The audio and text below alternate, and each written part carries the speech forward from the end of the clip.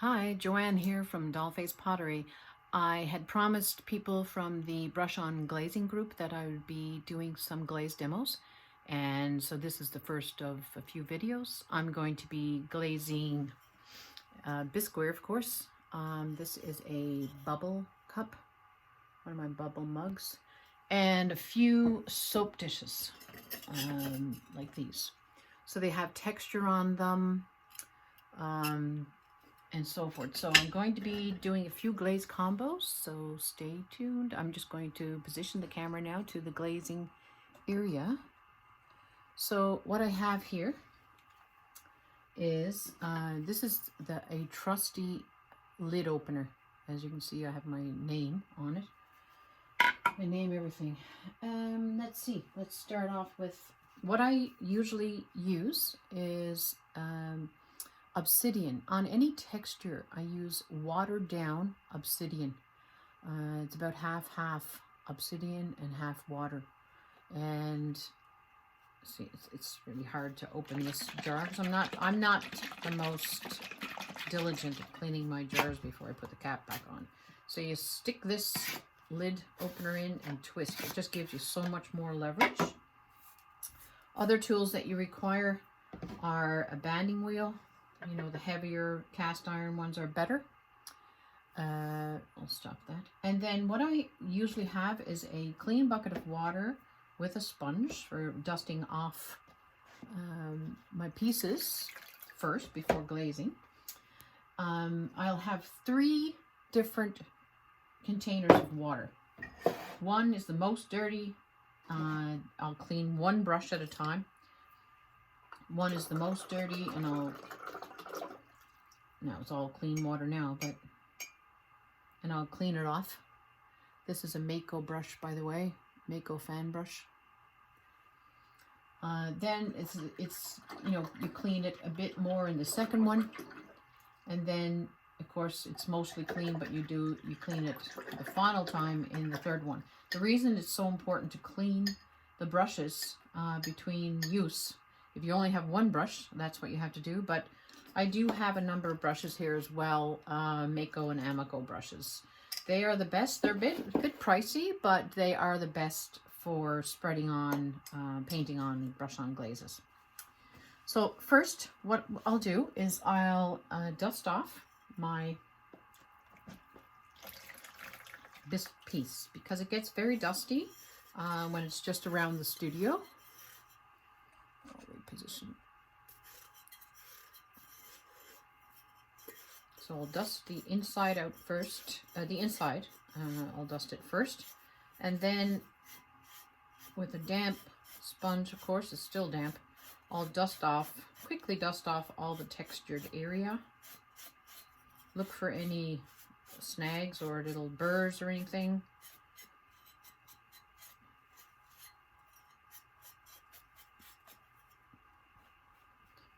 So that's that.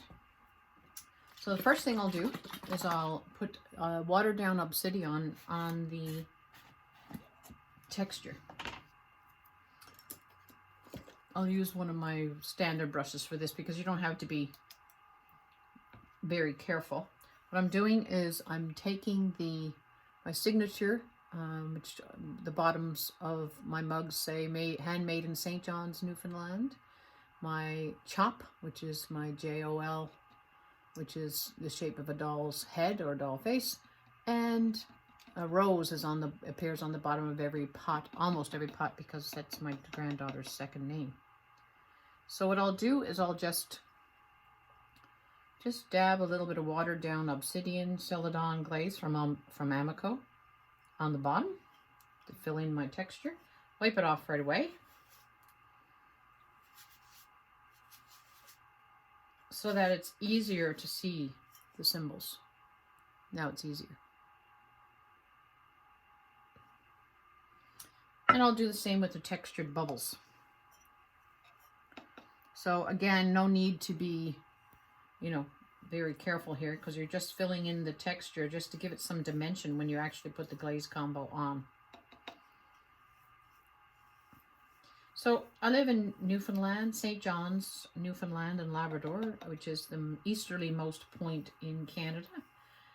And right now it's beautiful out, sunny, but it's cool. It's about 10 degrees Celsius, which is what in Fahrenheit? 10 and 10 is 20, minus 2 is 18, plus 32 is 50 degrees Fahrenheit. I think that's right. Yeah. So now you can see that all the texture is filled in with the obsidian glaze. I'll wait for that to dry just a bit before I wipe it back with the sponge. So next, let's go for one of my soap dishes. As you can see here, can I zoom that in? No, I don't think so.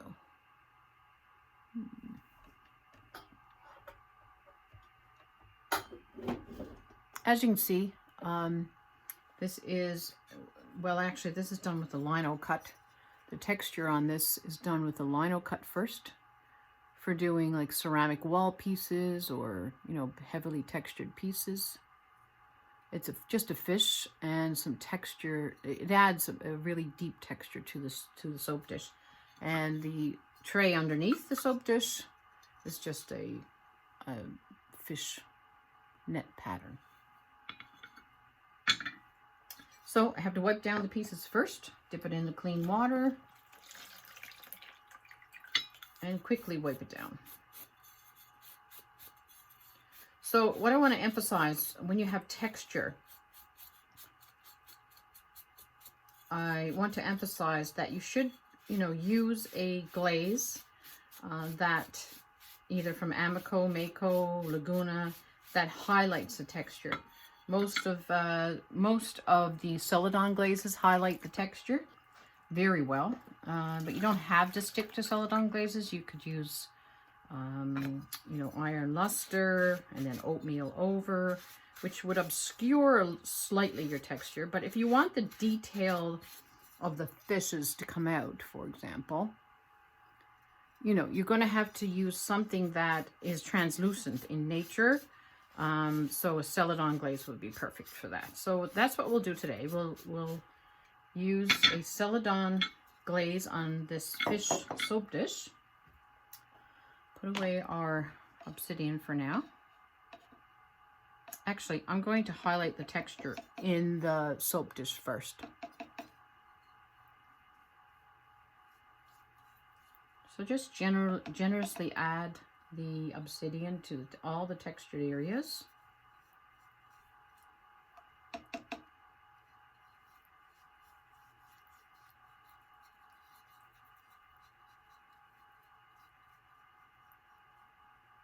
Make sure you get it into the recessed areas.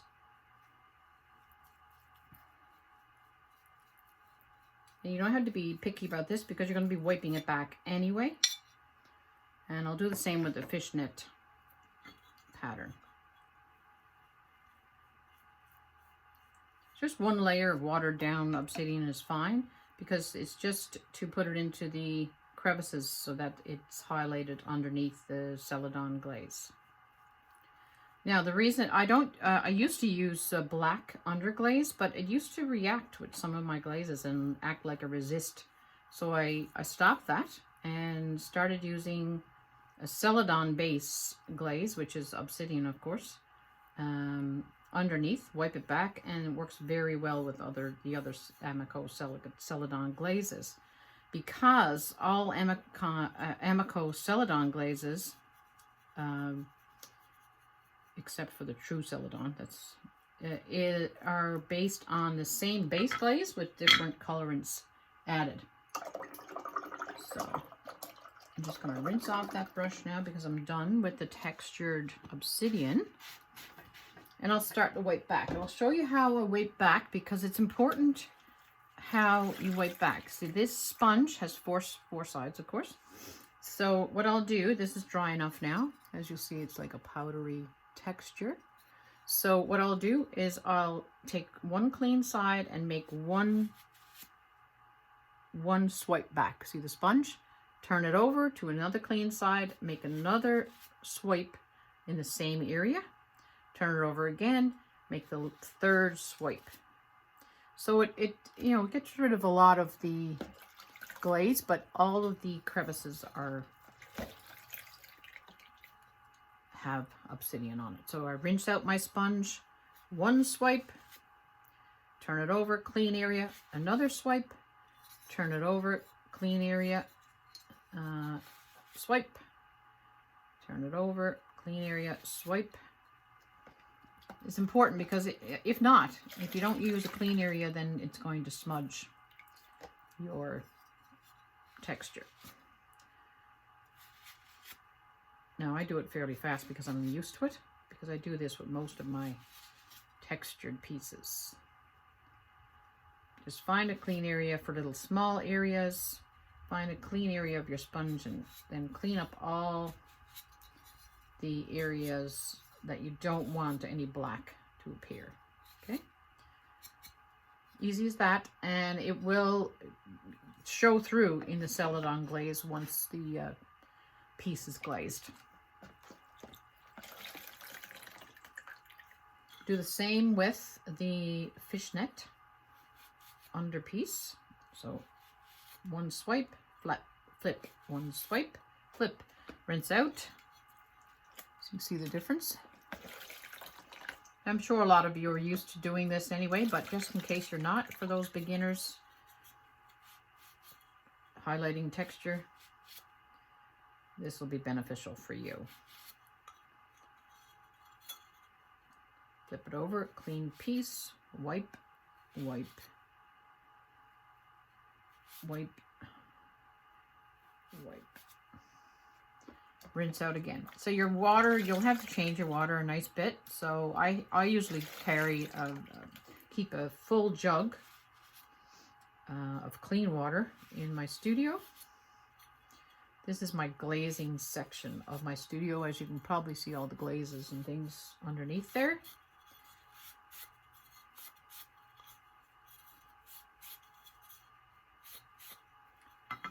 Okay, so those two pieces are ready for glazing.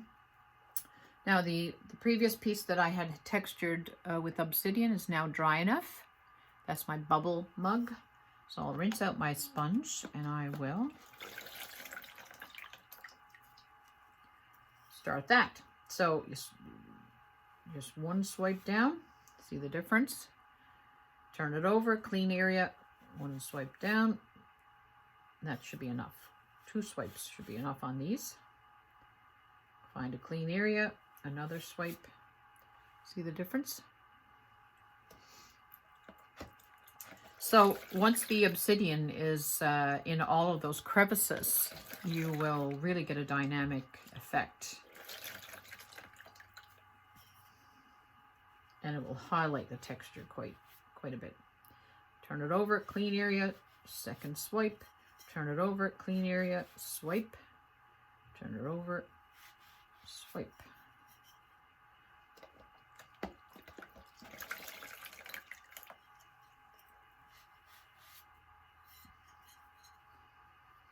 So I've been into pottery, and my business is Dollface pottery due to my signature looking like a doll's head. But I've been into pottery now since 2017, so it's a while. And I've studied with the Craft Council of St. John's, Newfoundland and Labrador. And also I went to Certaldo, Italy with the La Meridiana Ceramics International School twice for 2 years, for one week session for 2 years in a row. First year was a porcelain course with Curtis Benzel, and the second year was a porcelain jewelry course, which I really enjoyed, with Luca Tripaldi. His work is amazing, and that's where I learned how to make ceramic rings and things like that. It was I recommend it to anyone. It's like an all-inclusive thing. You get a lunch every day. You get world-class ceramics education. You have to pay for your own flight, of course, and they put you up in a house shared with other people, other women, if you're a woman, or other men, if you're a man. And it's wonderful. They're very friendly. So this is how it will look before I actually do the glaze combo. Okay. All right. So now we have to decide what glaze combos we're going to use. So every time I use my banding wheel, I tend to try to keep it clean. I don't always, but I try to. Oh, my much needed coffee.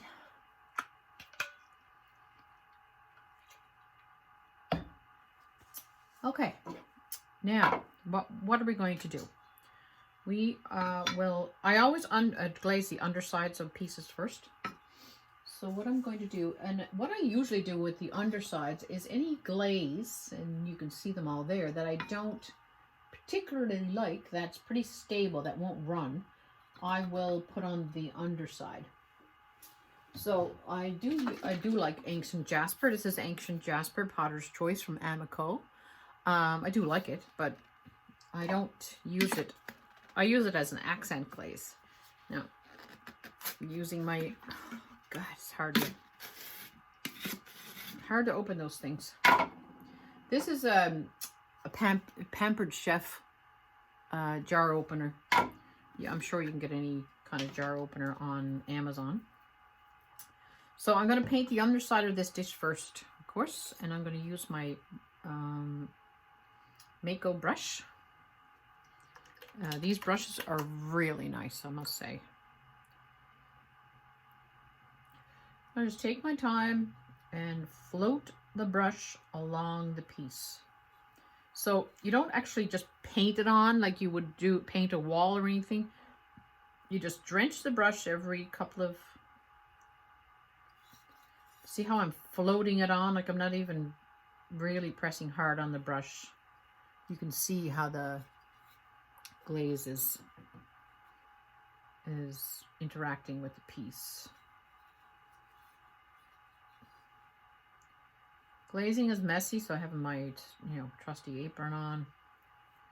So I always just put one coat on the bottom, because really, who looks at the bottom that much on a soap dish? But some people do 2 coats, but yeah, I just do 1, because Ancient Jasper is pretty dark anyway. So just go around, and I don't use any wax. I brush the piece on. I brush the glaze on, sorry. And just I carefully go around the feet. Because wax just slows me down.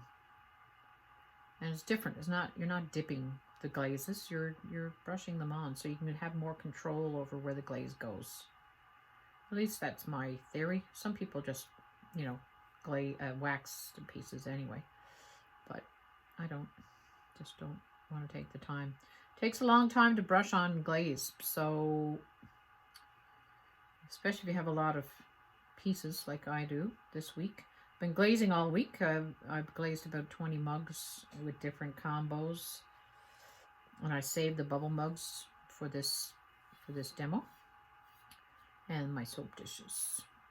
Okay, so just carefully put that down, and we have to decide on the combo for. I'm not even going to paint the underside of the catch dish for the soap dish, because you don't need to. At least I don't think so. It's only a catch dish. It's not the main show. Okay. All right. I'm just going to put a little bit of Ancient Jasper around the edges, just to highlight that that's what's on the bottom. It just adds a little bit of interest too, to have something around the rim. So you see how gentle I'm touching the piece? It's just, and it just doesn't take that long for the piece to dry. What I also have, one of my best tools, of course, is a little, secondhand store hair dryer. So I'll dry the piece.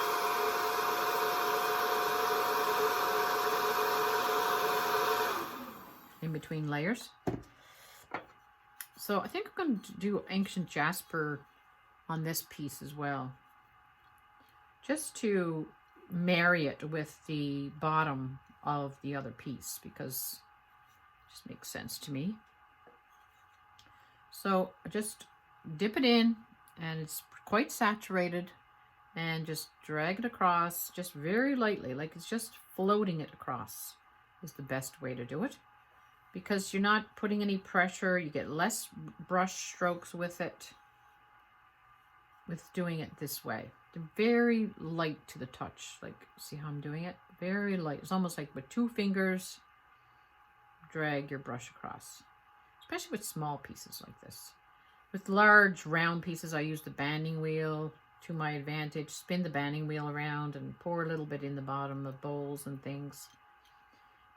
So this will match the bottom of that soap dish. So that's Ancient Jasper.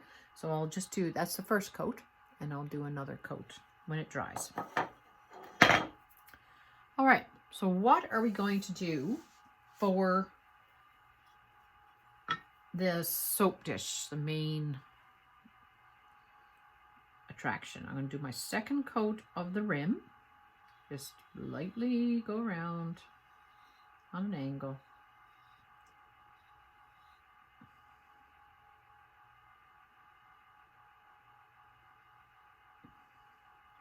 Don't worry about being perfectly square, because that's all going to melt into the glaze anyway. So it just gives it some dimension, you know, when you have some kind of a rim around it. Let's see. I have Storm.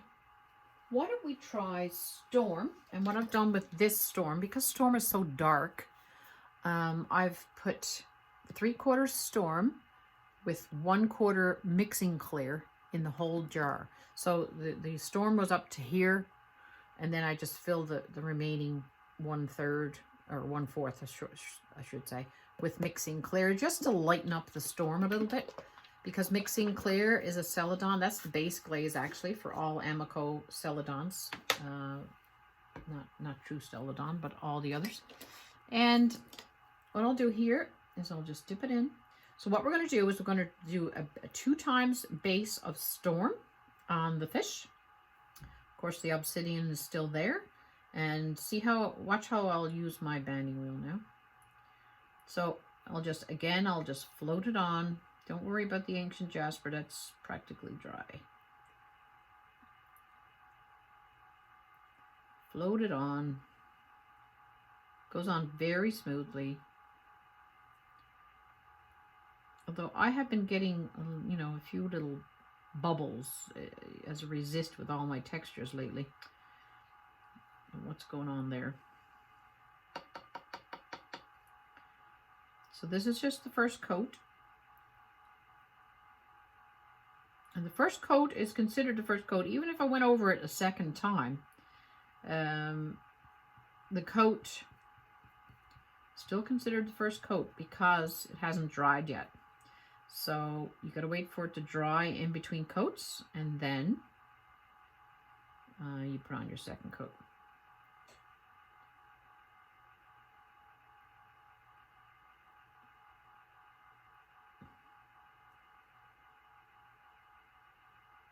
I'm just doing the inside of the hole there now, just with a little few hairs of the brush.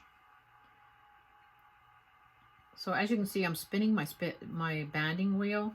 It helps with the lighter texture. See how I'm just lightly putting that around. Okay, so now you can see some brush strokes there, but you have to wait till that dries, and then until a powdery dry consistency.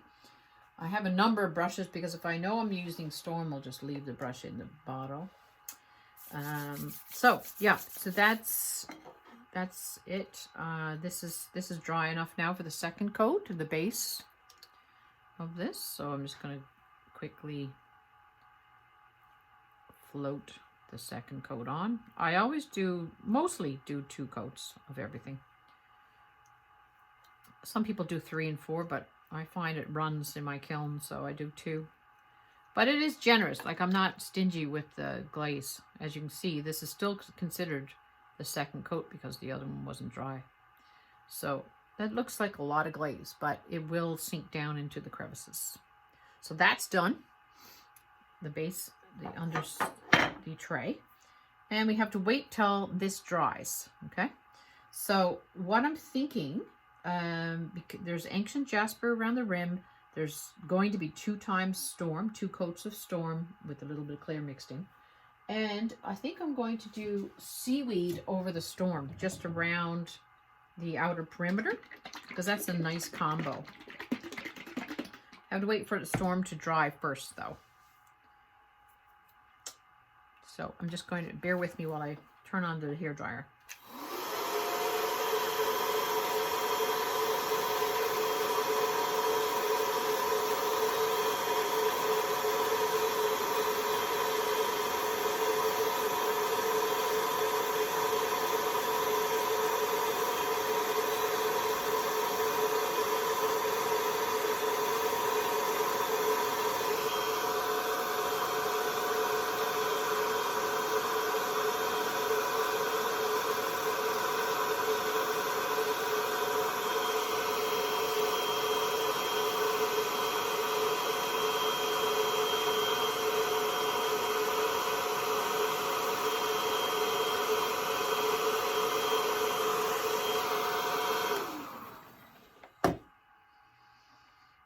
Okay, second coat of storm.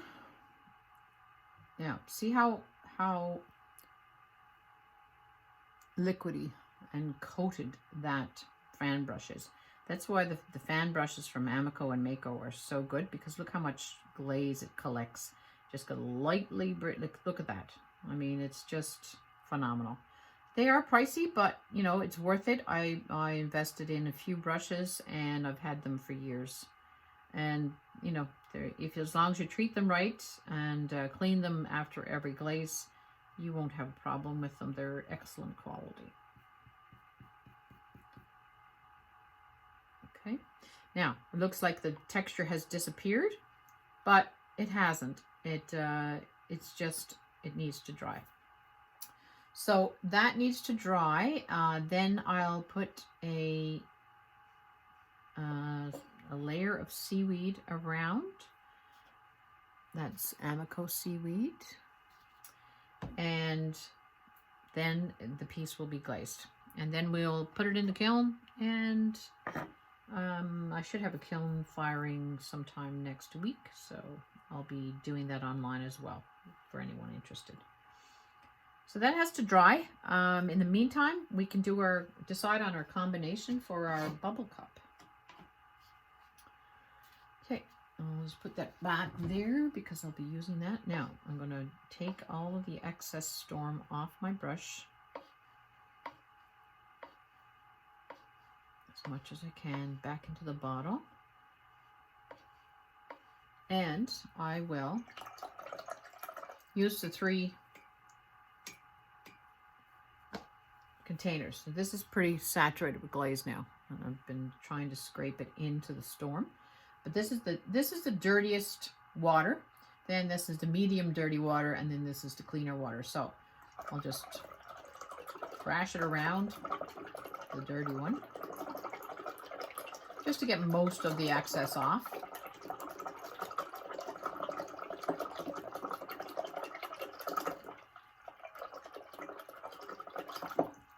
You see it looks pretty good, but it's not. And then the medium dirty one, and just thrash that around a bit.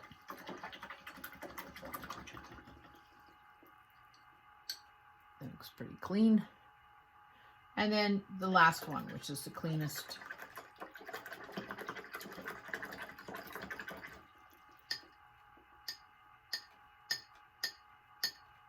And there you go. So it's pretty clean. It's important to clean your brushes because you never want to contaminate a $30, this is what it cost me with shipping included, $30 bottle of glaze.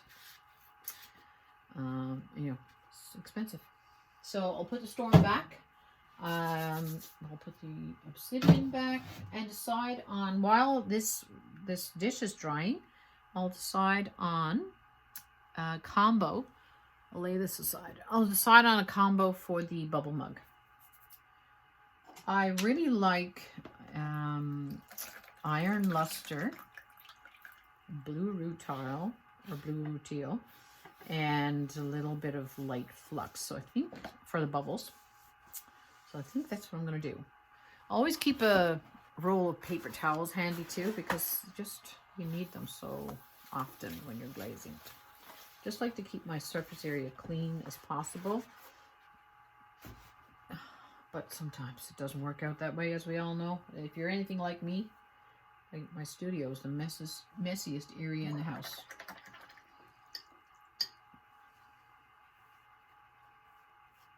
Okay, now iron luster. Find that.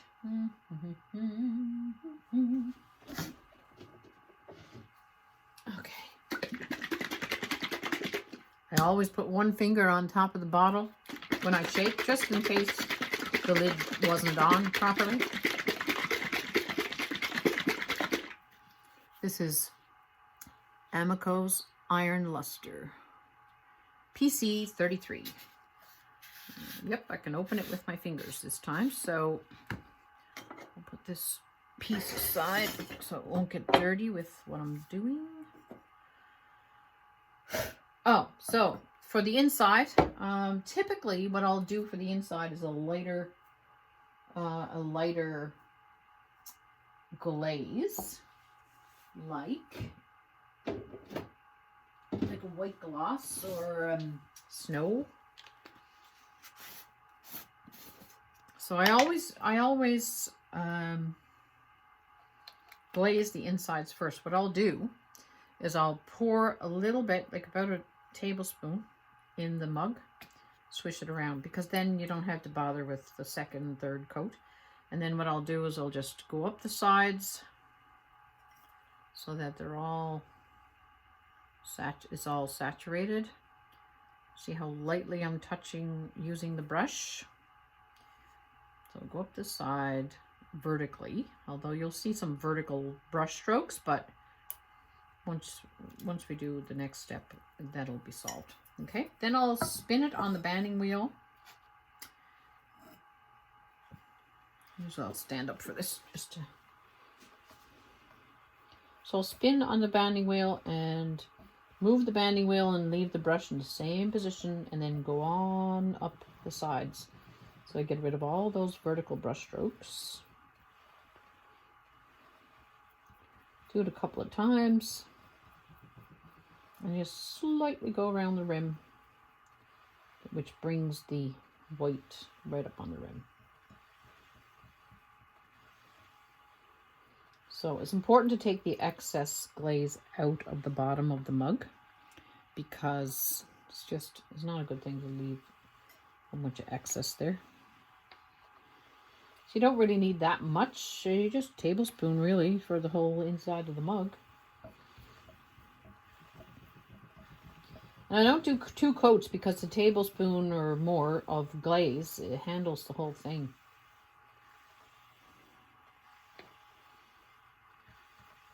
Just want to get that rim a little bit better.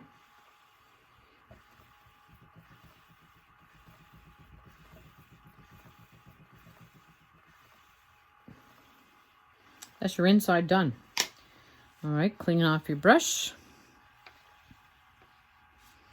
The dirtiest water first.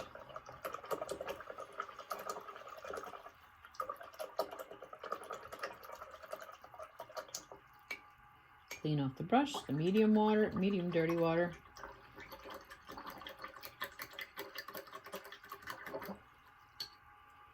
And the clean water. Now I don't have to do this, but I prefer this brush. So, you know, because I have a number of brushes. But if you only have one brush, this is what I would do. Use three containers of water. I just use my second pieces, like my, you know, imperfect pieces for that, because they have to be used for something instead of throwing them out.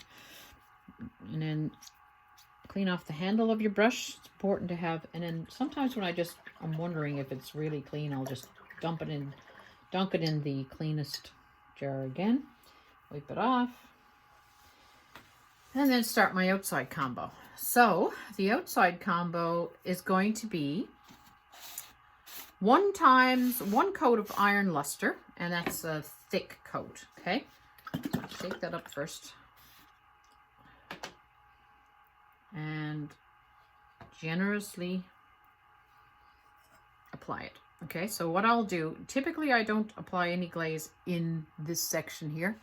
I'll just leave that because that's my signature and things like that. So I'll go around the base and, you know, I'll take a little bit of glaze off the sides of the brush, but that's all. And then I'll carefully go around.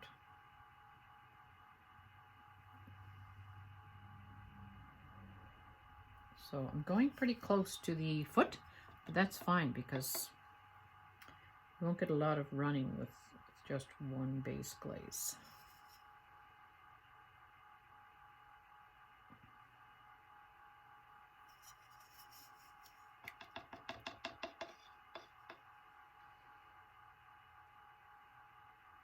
Yeah, you need a steady hand, but once you get used to it, it's like, you know, water off a duck's back type thing. So then once I get the bottom done, I'll turn it up right and then use the banding wheel to my advantage. So what I'm going to do here is I'm just going to put iron luster. I think I'm just going to do the iron luster and the blue rutile on the bubbles only, and then I'll just do blue rutile on top just for a little bit of interest. So as soon as it starts to drag, the brush I mean, I will put it back in, make sure all the holes are filled in.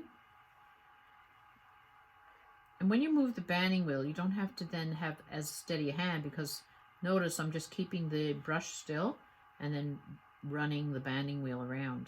So it's like steady enough for you. You'll notice my accent. We are like of Irish descendants in Newfoundland. We're also English, British descendants, but mostly my family was all Irish. The last name is O'Leary, so that should give you a clue, eh? And we do have the slight Irish brogue here in Newfoundland. Actually, when I go to another country, like down south somewhere, they ask me what part of Ireland I'm from, which is funny. I've never been to Ireland, but I will go eventually. And my ancestors, like I said, way back, are from there. So I use the banding wheel. I just put it. So that's 1 coat of iron luster on the bubble texture. I'm just going to be doing the handle's not. One of the things with brush on glazing, you have to make sure that the handle is done properly. So look up, and what I'll do is I'll put the brush on the inside of the handle, and I'll go right around like this to make sure that the underside is also done. I made the mistake of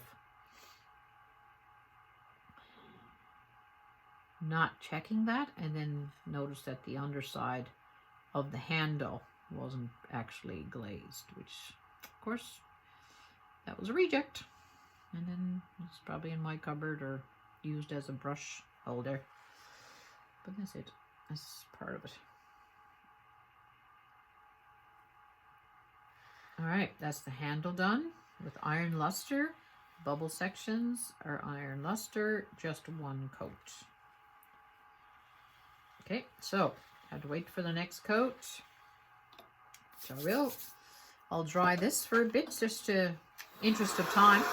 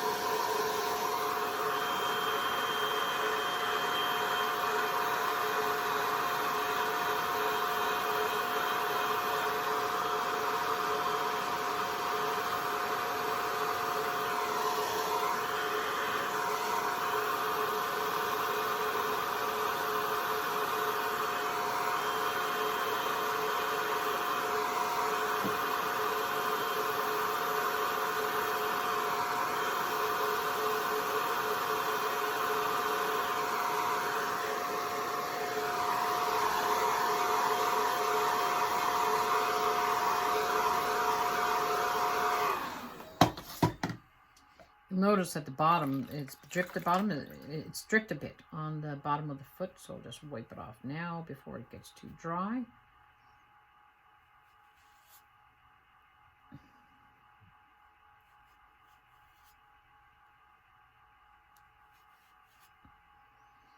That should be okay. And I'll just dry the bottom a little bit before I put on the next.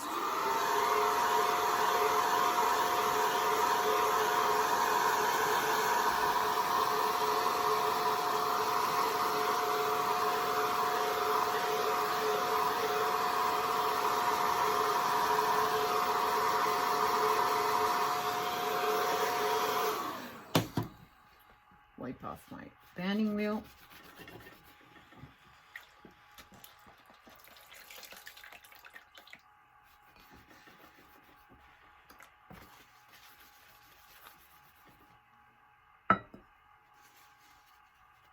Dry it a little bit more.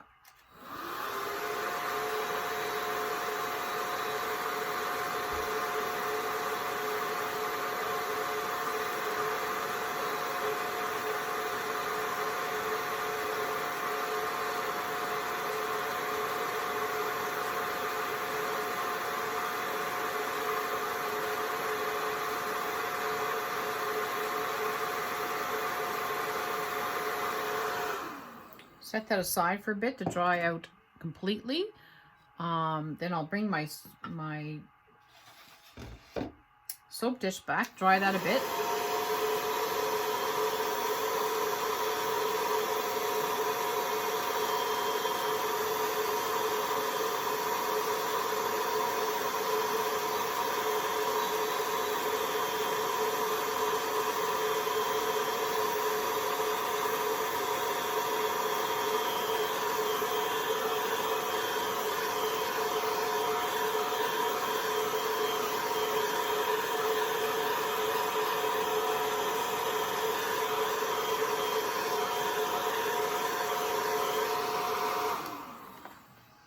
Now you'll notice, you probably can't see it because it's probably not close enough, but there are a couple of pinholes that you can possibly see. What I do there is when it's dry, I just rub it, make sure it's dry, and I rub my finger around so that the powdery dried glaze goes into the little pinhole. But make sure it's dry. Wherever I see a little pinhole. Most of the time this will work. Sometimes it doesn't, I have to say, but most of the time it will work to fill in those little pinholes.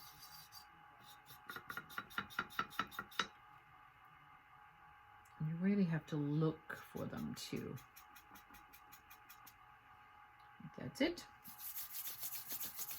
So now I'll do the layer of seaweed. I'll take my seaweed, put my finger over, shake it up.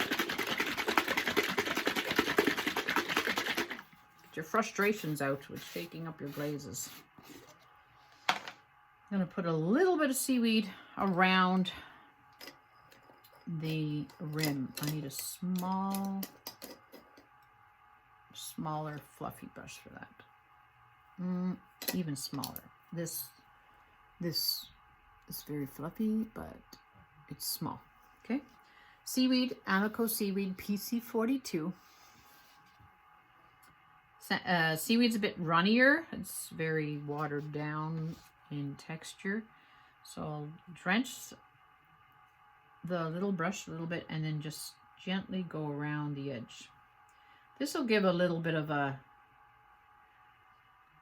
layered interest to the finished piece. Seaweed over storm looks nice.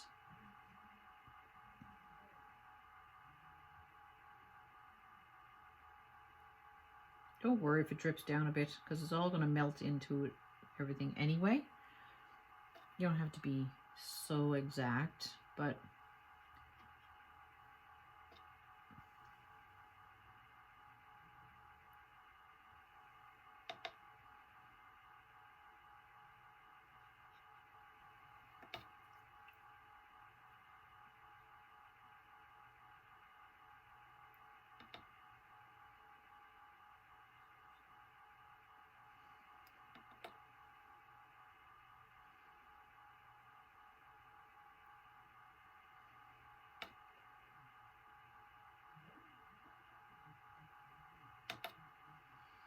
I'll show you what this turns out like. I'll post it on the group, the Brush on Glazing group, once I do my kiln firing next week. So it looks kind of mess. It looks like a mess, but it won't be. It'll be nice. I hope anyway. I'm sure it will be. So what we did was we did 2 coats of ancient jasper around the edge, 1 coat on the bottom, 2 coats of storm celadon, which is the blue, to fill in texture. We did the obsidian first to fill in the texture and then wiped it back. 2 coats of storm celadon, and then 1 coat, generous coat of seaweed around the outer rim. So that's done. That piece is done.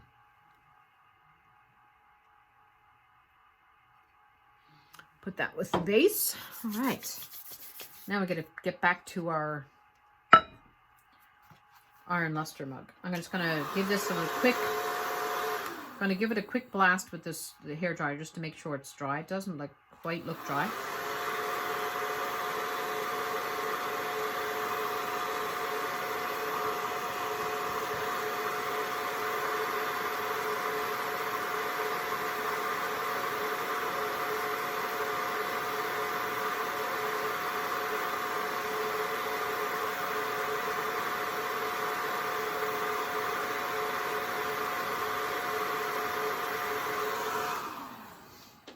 Take the iron luster back,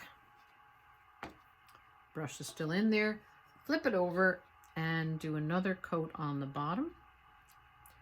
I won't go as close to the foot this time because it is the second coat.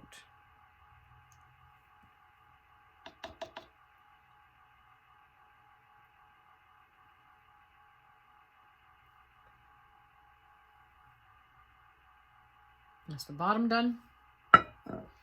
And then I'll do the bubble texture with the iron luster and the handle. Second coat.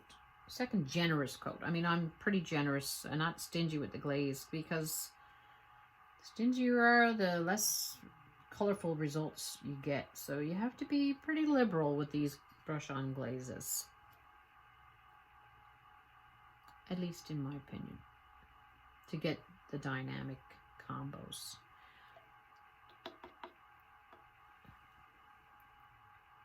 So again, I'm going to use the banding wheel to steady my brush all around. And then once it starts dragging, dip it in again, which you can tell when it's dragging when it's not filling in all the bubbles.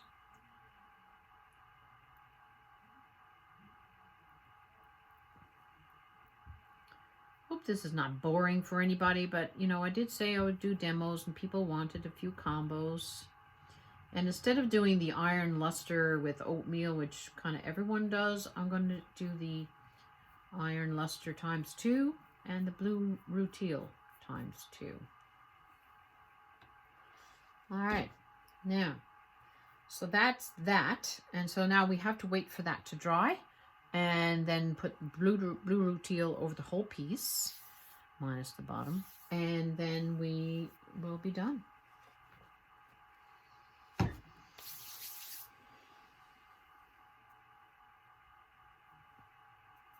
So bear with me while I dry this. This is in real time. I'm not doing any editing to this video, so.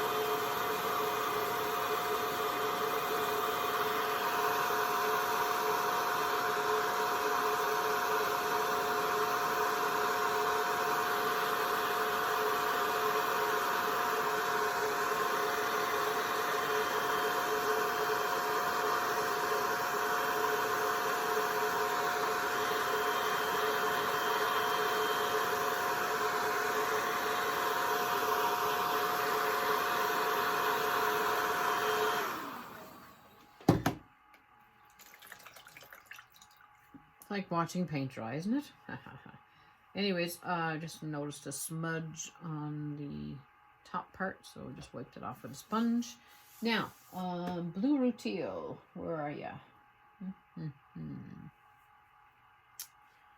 Seaweed here that I'm going to close up and put back on the shelf.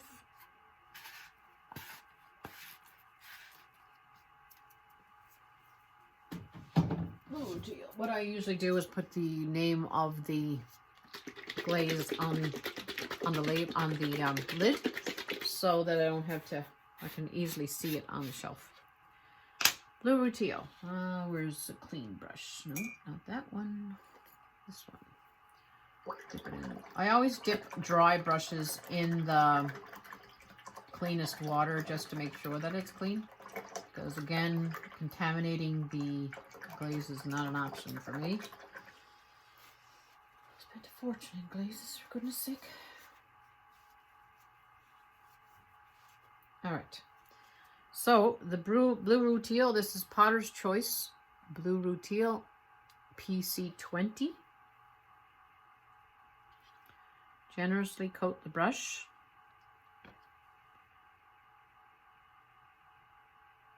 And go around the top.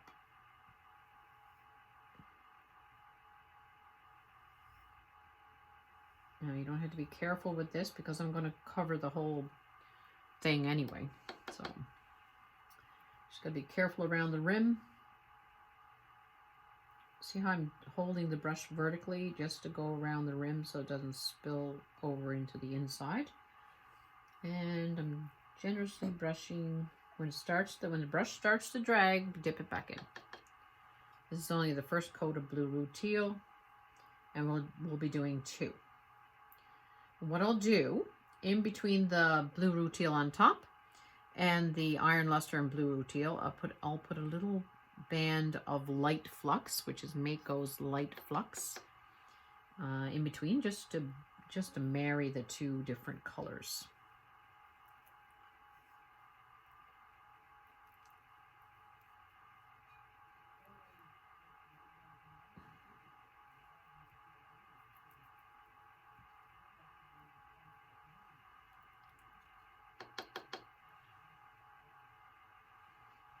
Just fill in any bubbles that haven't taken to the glaze. And then I'm just going to do a second coat where it's drying up on top.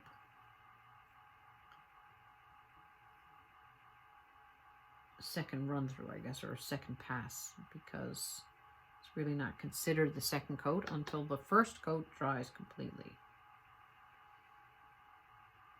I think that's where a lot of people get confused with how many coats they put on. How many coats did you let dry in between? Like, you know, that's how many coats you put on. I'm going to put a bit of blue rutile on the half of the handle. Now I'll do the whole handle. Why not? What odds? I'll do it inside too. And make sure we got the bottom of the handle.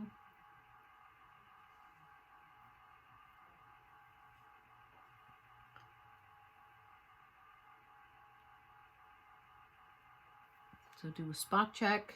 Make sure you got every piece of the pot done.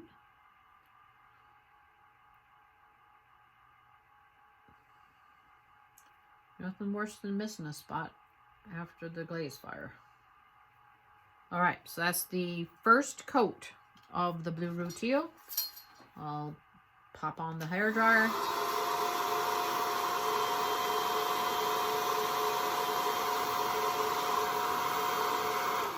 You can always scrub ahead, you know, just double tap the screen to go ahead 20 seconds if you don't want to watch this paint dry.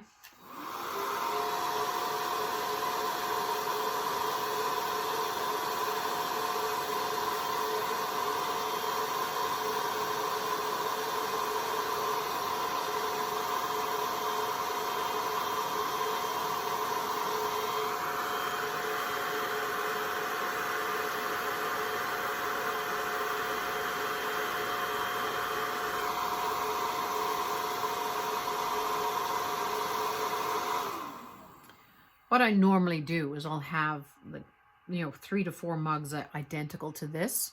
And instead of drying with the hair dryer, I'll do the first coat of iron luster on all 4 mugs, then wait for the mugs to dry, then do the second coat of iron luster, then do so I don't have to use the hair dryer as much. I'm just using the hair dryer to you know speed up the process a bit, for the interest of this video. What I will say is that the only glaze I have found that does not like hair dryer use is oatmeal, Amico oatmeal, and the crystal glazes from Mako, like Night Moth or Galaxy from Mako, or Desert Dusk, and so forth. The crystals don't like to be heated.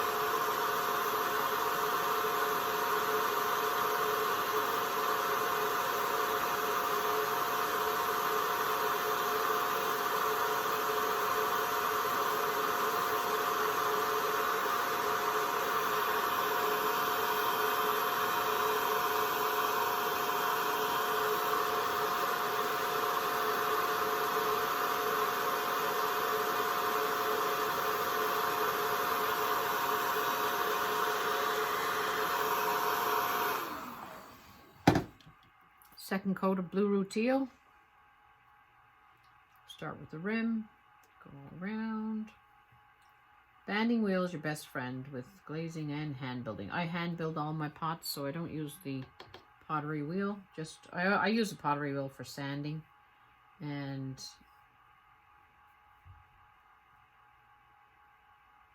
grinding the pots if there's drips that need to be ground off. So as soon as the brush starts dragging, dip it back into the glaze.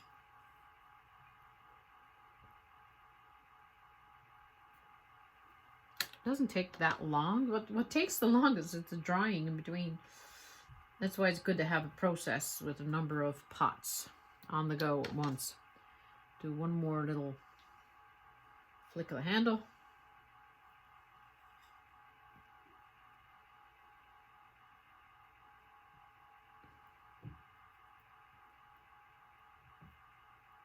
So I'm not going to show the light flux, but what I'm going to do just to let you know, is the Mako Light Flux. Looks like this.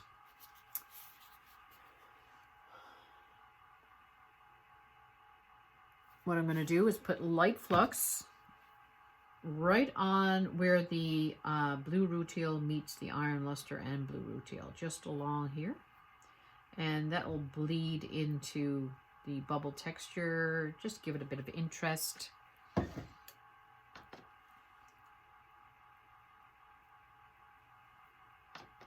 you have any questions, once I post this, you know, by all means, ask away, and I will be happy to answer. I'm so excited. We have over 7,000 people in the Brush On Glaze group. It's just so many people brushing on their glazes, and it's great. As you know, what I like about Brush On Glazes is you don't need a lot of studio space. You just need a couple of shelves, and you can do a lot of magical combos with it. There's thousands of combos that you can do. Done. All right, except for the light flux. Light flux will go on, like I said, in between, you know, the top part and where the bubble texture is. And that'll be it. So next week, I'll post a video with the results from these two pieces. And thanks for watching. Bye.